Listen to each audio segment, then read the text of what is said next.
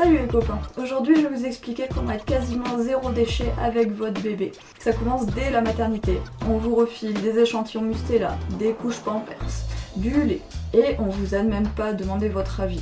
Premièrement, je vais vous parler des couches lavables. Je vous ferai une vidéo plus détaillée des 4 types de couches qu'il existe, parce qu'il existe une multitude de couches lavables. Il faut savoir que jusqu'à la propreté, un enfant va utiliser 4500 couches jetables. Donc ça représente sa chambre jusqu'au plafond. Donc 35 mètres cubes de couches fois à peu près une moyenne de 20 centimes la couche, ça fait à peu près 900 €. Pour rester dans les chiffres, il faut à peu près une trentaine de couches lavables pour vous sentir à l'aise dans vos roulements, le temps de séchage, de lavage et le repliage jusqu'à la prochaine fois. Une trentaine de couches, ça fait 500 €. Si vous n'avez pas de projet d'autres enfants, vous pouvez revendre votre lot à peu près moitié prix, donc 250 €. Donc l'investissement n'est que 250 €. Donc 75% moins cher que si vous êtes en jetable. Après, il faut compter le prix de l'eau pour faire tourner votre machine à laver, le prix de l'électricité, mais jamais on atteindra des 700 € d'eau pour laver vos couches. Les avantages des couches lavables. Votre bébé ne macère pas dans la pisse et dans les produits chimiques que contiennent les couches jetables. Vous avez des voiles en polaire, comme ceci en fait, qui permettent de récupérer les excréments et de les mettre aux toilettes de suite après, parce que vu que la polaire ne retient pas l'humidité, toute l'humidité qu'il y a dans le caca va partir dans la couche et donc ça se décollera tout seul du papier. Ou vous pouvez utiliser aussi des voiles biodégradables comme ceci. Si jamais il n'y a pas eu de caca, vous pouvez les mettre en machine et le réutiliser, donc ça fait pas de déchets non plus. Ensuite, vous n'aurez plus d'irritation sur les fesses de votre bébé. Je me souviens, mon petit, quand j'ai accouché une semaine après, il a eu des plaques énormes aux fesses, il avait les fesses à vif, je ne savais pas pourquoi en fait. J'avais déjà un projet de couche lavable et je l'ai appliqué bien plus vite que prévu. Je pensais le faire vers ces 2 mois, mais étant donné la situation, j'ai été obligée de passer direct en lavable. Deuxièmement, j'utilise des cotons lavables. J'en ai 3 types.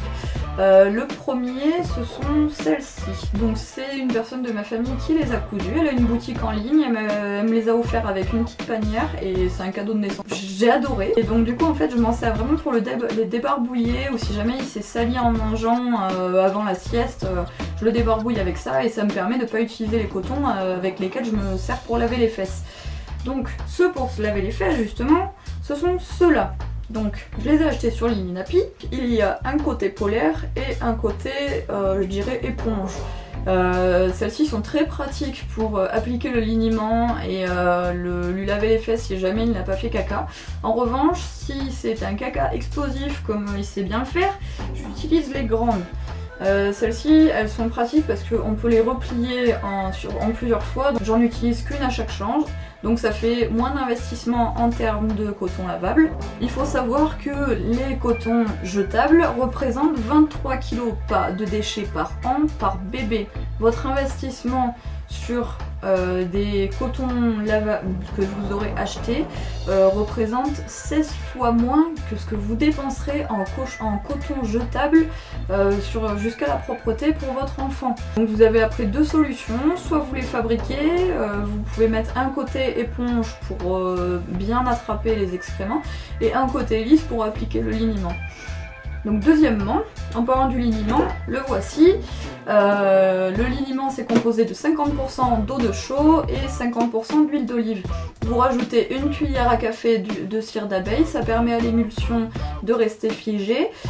Sinon si vous n'avez pas de cire d'abeille, il faut remélanger le produit à chaque fois parce que sinon ça se dissocie en fait. C'est comme l'eau et l'huile, ça tient pas. Mais de toute manière c'est de l'eau de chaux, donc ça porte bien son nom. Donc couplé au liniment, s'il n'y a pas de caca, en général je rince avec juste de l'eau. J'ai mis un peu de bicarbonate de soude parce que j'ai beaucoup de calcaire chez moi. De l'eau simple suffit parce que de l'eau micellaire, il y a encore des trucs rajoutés dedans. Restons simples, ça sert à rien de se compliquer la vie avec un bébé. Plus vous allez utiliser des matières premières naturelles, mieux votre bébé le supportera. Quatrièmement, votre bébé à la peau sèche, utilisez des huiles végétales. Vous pouvez utiliser de l'huile de calendula, celle-ci est très bien pour reconstruire la peau abîmée. ou de l'huile de coco qui est antibactérienne, de l'huile d'amande douce pour les croûtes de lait, enfin j'en passe, mais chaque huile a sa particularité et je pense qu'il faudrait que j'ai une vidéo entière sur les huiles pour vous expliquer chacune de leurs propriétés. Cinquièmement, privilégiez les vêtements d'occasion. Vous trouverez des lots complet pour chaque taille dans les 20 €. Enfin en tout cas moi c'est ce que j'ai trouvé personnellement. Les vêtements sont quasiment neufs parce que de toute manière un bébé utilise ses vêtements maximum 2 mois voire 2 semaines. Ça m'est arrivé, j'étais un peu dégoûtée. Et en plus ça permet de ne pas acheter un body 2 € alors qu'on peut l'avoir à 20-50 centimes en brocante ou d'occasion sur le bon coin. Sixièmement, les produits d'entretien. Il ne faut jamais utiliser de javel pour nettoyer les objets ou tout ce qui va se rapporter à votre bébé. Je dirais même n'utilisez jamais de javel, ça ne sert à rien. Vous pouvez le remplacer par du vinaigre blanc, du bicarbonate de soude, du savon noir, vous pouvez vous faire un mélange. Personnellement j'ai fait un spray à base de vinaigre, de bicarbonate de soude, d'huiles essentielles. Bien faire attention avec les huiles essentielles parce que certaines ne sont pas tolérées par les bébés. Et aussi pour laver, quelque chose qu'on oublie très souvent, c'est la vapeur. Elle monte à 120 degrés, donc à 120 degrés il n'y a plus de microbes. Les souches bactériennes les plus coriaces résistent à 100 degrés, mais à 120 degrés elles sont éliminées. Donc au final, autant utiliser de l'eau sous forme de vapeur pour nettoyer la zone de bébé. Donc pour finir, privilégiez les jouets en bois, mais faites tout de même attention parce qu'une récente étude a démontré que sur 66 jouets, 30 contenaient des substances toxiques, voire cancérigènes. Par exemple de l'arsenic, du plomb, du mercure.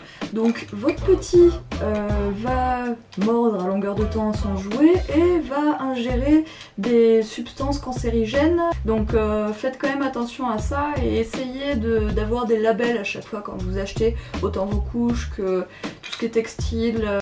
Si t'as aimé la vidéo, n'hésite pas à la partager, à lâcher un com, à t'abonner. Et je vous dis à bientôt pour une prochaine vidéo. Ciao ciao!